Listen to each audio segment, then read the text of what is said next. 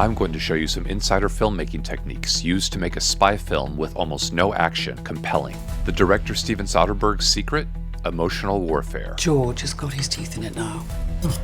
You will rip yourself apart before he'll let go.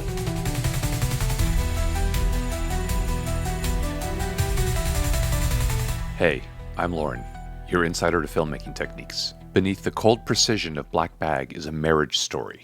Emotion is used as a tool by both Soderbergh and the characters in every scene. And be warned, major spoilers ahead. The first shot of the film follows George, played brilliantly by Michael Fassbender, with discipline. No music, no flashy edits, except the ones I'm making here just to show you the different parts of the shot. But it's really just one long, unbroken shot, tracking him from behind as if the camera is glued to his back, introducing us to him with a cold, emotional distance, watching him navigate twists and turns, slipping through parties and alleyways without breaking stride. To me, this communicates he's the perfect spy. George's kitchen is a battlefield, fought with order and control. His cutting is surgical.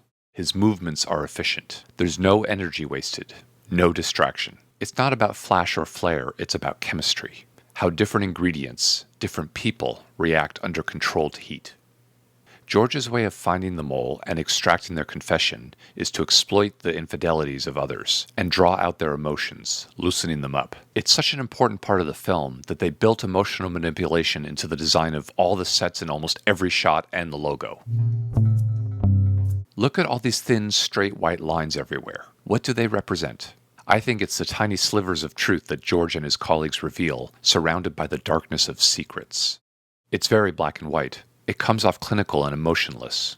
And in George and Catherine's house, those long, thin white lights are there, except for the dining area and bedroom, which have round, warm, glowy lights, creating the environment for emotions to flow. You are a perversion of what a man is supposed to be. Stop it! You are a diseased creature. And why do the lights look so glowy? Because director Steven Soderbergh lit the scenes only with the lights in frame, without the usual giant movie lamps, forcing the camera sensitivity up, making the lights look extra bright so everything else stays visible. And this allowed him to move the camera around the sets as much as he wanted and save a lot of time. Soderbergh not only directed Black Bag, but he also shot the film himself. And his camera work mirrors George perfectly. Look how the camera moves slowly, smoothly, precisely to keep George in frame. And when George stops moving, so too does the camera. The two dinner parties at George and Catherine's house are the two most eventful parts of the film, but have the least amount of movement. Everyone is basically seated the entire time. So how does Soderbergh keep the scene interesting to watch? By an arc of camera shots. Because that's what bad bitches do. The camera work mirrors the emotional escalation, starting wide and clinical like a surveillance operation, then trading sides of the table, starting with shots of 3 people, then moving down to table height and looking up at George and Freddie, drawing us into the battle these two will have. He then shoots these ominous low-angle shots where the camera is slanted, with one person in focus while the other watches from behind, upping the drama even more, followed by a series of low-angle camera shots looking up at one face at a time. Wondering if perhaps you've had enough to drink. But it's my turn now, right? Eventually exchanging blows of Freddie and Clarissa over each other's shoulders, when Clarissa accuses Freddie of cheating on her. From a private conversation. I'm not going anywhere. And then shots of one person over the back shoulder of the other to isolate them even more, really upping the tension. Get some help! And that's when George strikes, The Zeta Hotel in Clerkenwell. I beg your pardon? calling out Freddie's lie about fidelity. Now the camera's looking down on Freddie and the others during this incredibly tense exchange, where each person looks like they're in a spotlight, followed by steep camera angles of Clarissa's face and Freddie's hand. I don't like liars. That leads to the final emotional release.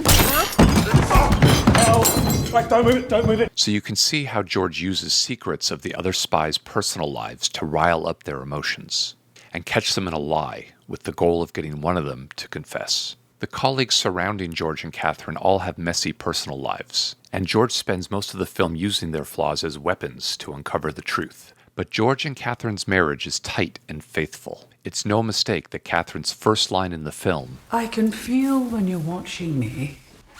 I like it. is the perfect foreshadowing for what's to come. Arthur, the big boss, played by Pierce Brosnan, tasks James to execute Operation Severus illegally. And can I just say that the actor who plays James, René Jean Page, is heavily rumored to be the next James Bond as of this taping. So I just love the symbolism of one James Bond heading off a mission to another. Your wife. I see. By planting false seeds of information, James tries to drive a wedge between George and Catherine to make them turn on each other and both take the fall for the illegal Operation Severus, which would end their careers and possibly their marriage. Can you get any closer? This is the plot of the film, testing their commitment. But don't just take my word for it. It's literally the name of the entire operation. Severus. Sever us. Bon voyage. James is trying to sever George and Catherine's bond in order to frame them both. He's on his way to Russia now to initiate a meltdown, and it'll be our goddamn fault! But unlike the others who are easily manipulated, George and Catherine's bond is too strong. I will kill for you, George. And because of that, they figure it out pretty quickly. One is using you to get to me, the other me to get to you. You remember the straight, cold, white lines that keep showing up? It couldn't be more different when George escapes to his private lake. It's full of warm, natural colors, and there aren't any straight lines. The lake is round. The boat is curved. The tackle box is round at the top. The SUV George arrives in has a curved frame. George likes fishing for emotions, casting out bait by revealing personal affairs, spinning around his emotional wheel to reel them in. Once Catherine leaks the location of Operation Severus to the CIA so they destroy it, she finds Arthur, the big boss behind it all, in a small restaurant eating fish that's still barely alive. Kisaguri is illegal in the UK. And Catherine isn't just talking about the fish. She's calling out the entire operation. What Arthur is doing with Severus is illegal, too. You son of a... And in the final dinner party scene, George unveils a secret from James and Dr. Vaughn's past to get a rise out of James. You drank too much and told Dr. Vaughan about it. What you didn't know is how profound her religious beliefs are. This is all one of his fantasies. And eventually, a confession. Severus was a good plan. I'd do it again. 10 times out of 10. And when did George start to figure this out? From the first dinner party scene, of course. Once everyone started gabbing. How many civilians died as a result? Grace are good. Yeah, I don't find amorality attractive. It was aired out right in front of us in the first 11 minutes of the film. James declares that innocent deaths are okay when part of the greater good, giving him a free conscience to execute Operation Severus. And Dr. Vaughn declares that innocent deaths are against her morals, giving her the motivation to leak the information of Operation Severus, which ultimately led to Catherine giving the order to have it killed. And while Dr. Vaughn may have been the mole that George was tasked to find, George and Catherine discovered it was Arthur and James who were committing the real crimes. And the only person in focus during this shot is the one guy we're not watching, the perfect spy. George caught his fish. You should have killed me on the boat, George. And fishing becomes the perfect metaphor in the end, when James thinks he's caught the bait by picking up the gun, only to find out he was hooked with blanks. And can we talk about the choreography for these two shots?